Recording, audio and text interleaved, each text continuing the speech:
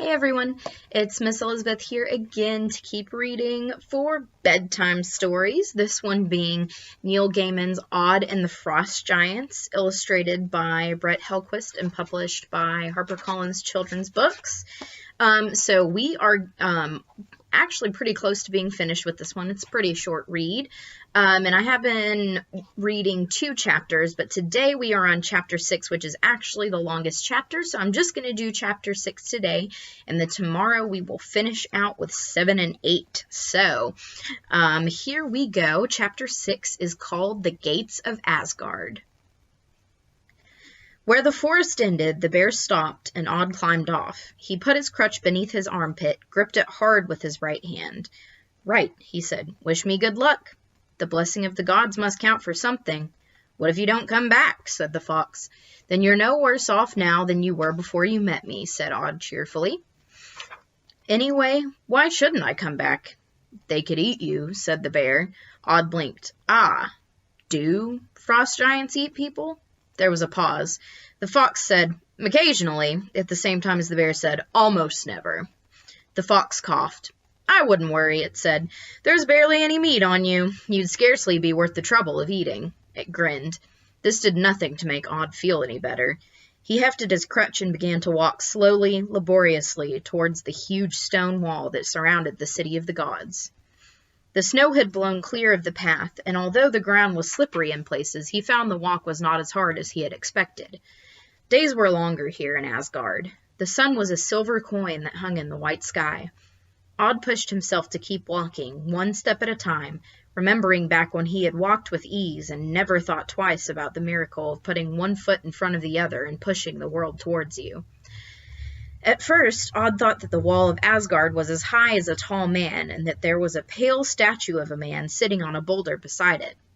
At least, he imagined it to be a statue. And then he moved slowly closer and closer, and the wall grew, and the pale statue grew also, until, as the boy got closer still, he had to throw back his head to even look at them. Every step he took towards the gates, towards the huge pale figure on the boulder, he felt the temperature drop. And then the statue moved, and Odd knew. "Who are you?" The voice tumbled across the plain like an avalanche. "I'm called Odd," shouted Odd, and he smiled. The frost giant peered down at him. There were icicles in its eyebrows, and its eyes were the color of lake ice just before it cracks and drops you into freezing water. "What are you? A god? A troll? Some kind of walking corpse?" "I'm a boy," yelled Odd, and he smiled again. "And what in Ymir's name are you doing here?" It is a strange sensation, talking to a being who could crush you like a man could crush a baby mouse. And, thought Odd, at least mice can run. "I'm here to drive the frost giants from Asgard," explained Odd. Then he smiled at the giant, a big, happy, irritating smile. It was the smile that did it. If Odd had not smiled, the giant would simply have picked him up and crushed the life from him, or squashed him against the boulder, or bitten his head off and kept him to snack on later. But that smile, a smile that said that Odd knew more than he was saying. "No, you won't," said the frost giant. "You can't." "Afraid so," said Odd. "I outwitted Loki," said the frost giant portentously. "I bested Thor. I banished Odin. All of Asgard is pacified and under my rule. Even now, my brothers march from Jotunheim as reinforcements." He darted a look towards the horizon to the north. "The gods are my slaves. I am betrothed to the lovely Freya, and you honestly think you can go up against me?" Odd just shrugged and continued to smile. It was his broadest, most irritating smile, and at home it had always gotten him hit. Even the giant wanted to hurt him to wipe that smile off his face. But nobody had smiled at the giant like that before, and it bothered him. "I rule Asgard," said the giant. "Why?" asked Odd. "Why?" "I can hear you fine without you shouting," said Odd when the reverberations had died away. And then he said, pitching his voice just a little quieter, so the giant had to lean in to listen, "Why do you want to rule Asgard? Why did you take it over?" The frost giant raised himself from the huge boulder. Then he jerked a thumb behind him. "See that wall?" he said. You couldn't avoid seeing it. It filled the world. Every stone in the wall was bigger than the houses in Odd's village.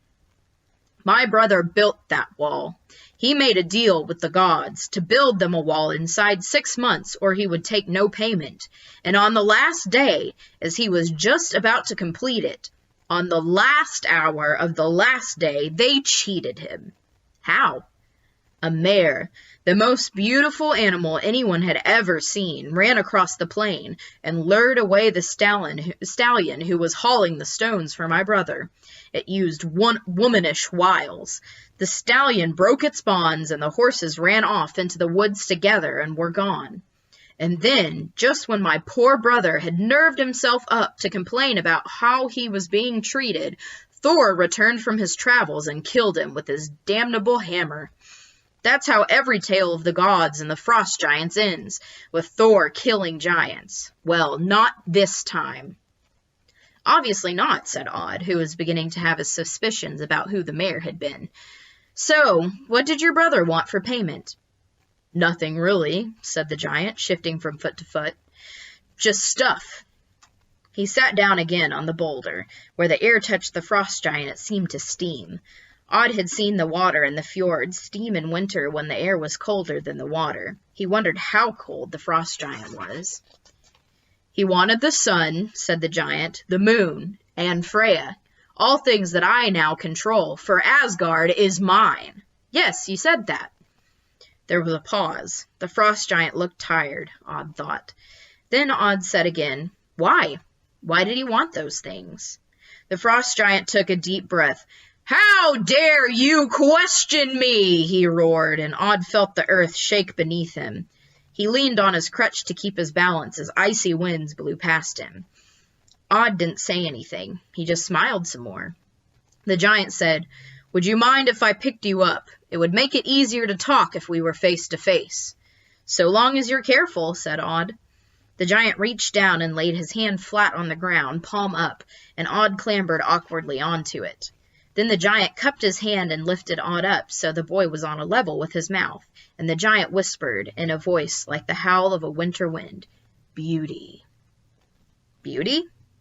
The 3 most beautiful things there are, the sun, the moon, and Freya the lovely.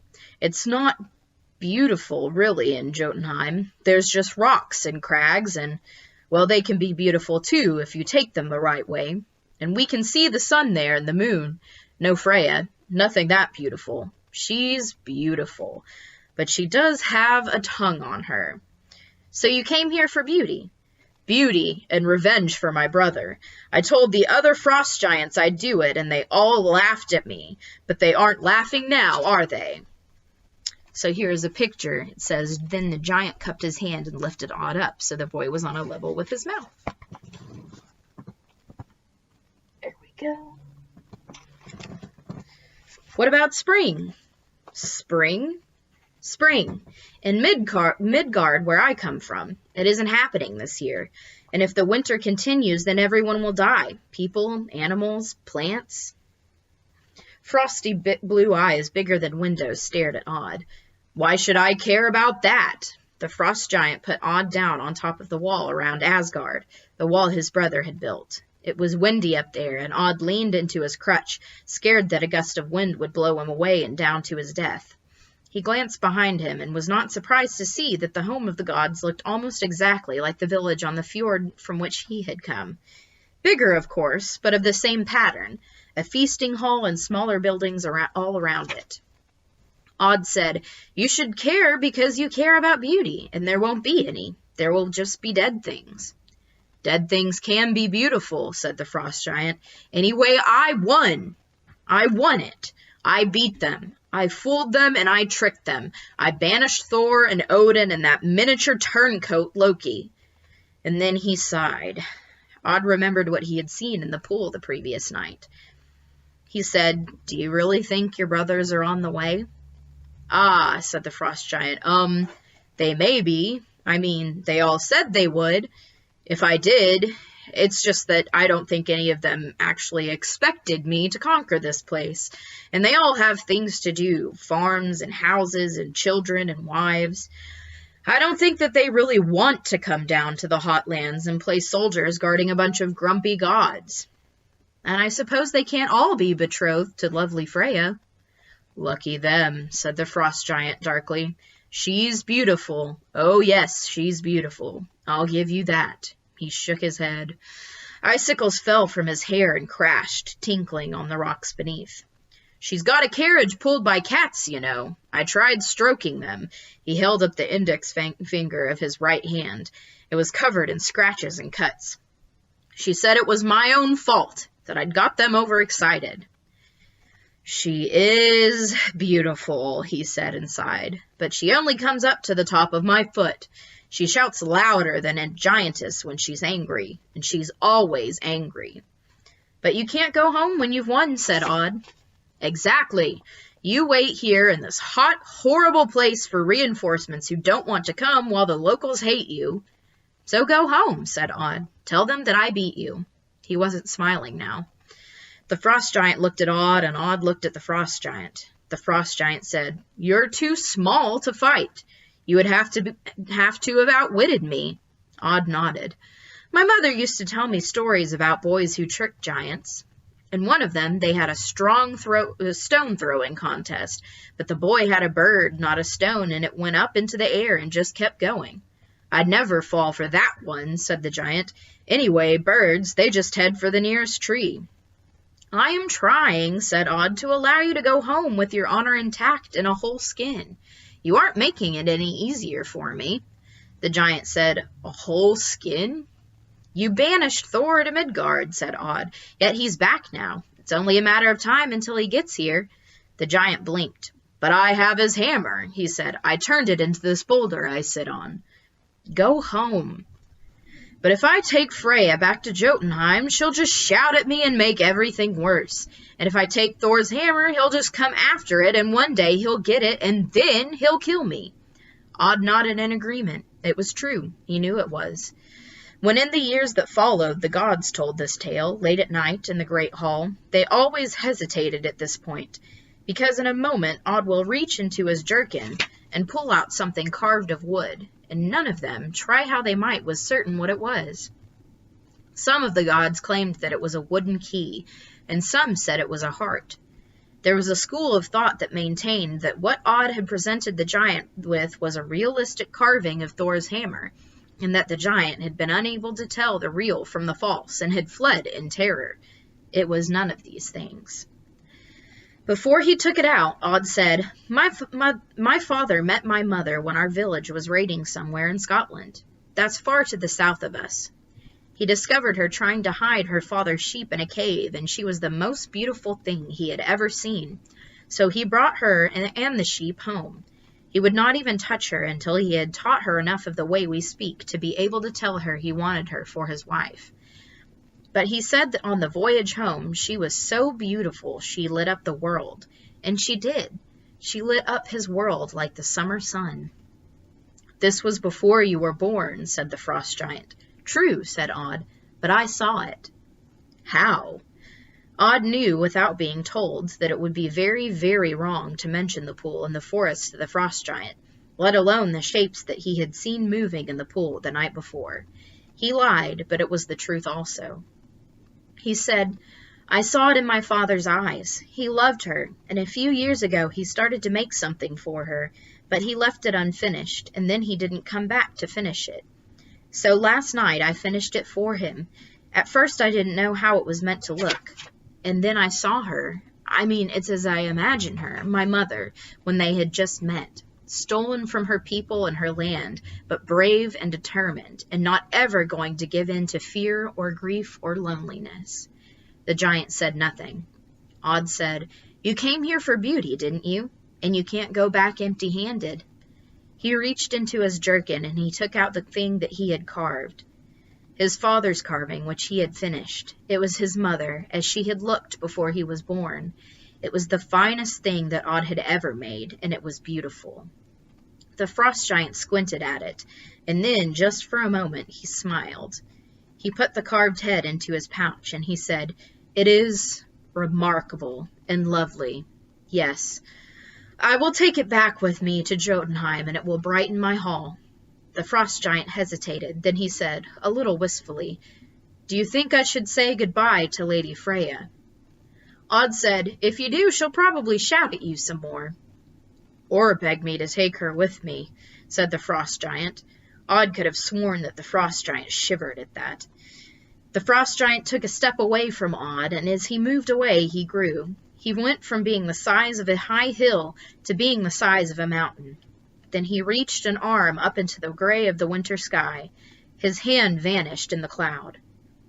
"I think I need good weather to leave in," said the giant. "Something to hide my tracks and to make me hard to follow." Odd could not see quite what the frost giant did, but when he lowered his hand, snow began to fall in huge white flakes that spun and tumbled and obscured the world. The giant began to lumber away into the blizzard. "Hey!" called Odd. "I don't know your name." But the figure did not hear him, or if it did not answer, and in moments it was lost to sight. All right, so that is the end of chapter 6. Looks like Odd has managed to defeat the frost giant. So, lastly, tomorrow, chapter 7 and 8, we will find out what happens when after this frost giant has been defeated, and what goes on with Odd, the fox, the bear, and the eagle. So that will be the finale, which is exciting, and I have still got to figure out what story I'm going to read for you guys next. So if anybody who watches this has any thoughts, ideas, something you think would be good for me to read for you guys, you can leave it in the comments. Let me know, and I will make a list. And if I don't get any suggestions, I'm sure I'll come up with something good. So, all right. Thanks again for joining me, friends, and I will see you tomorrow for the finale. Bye.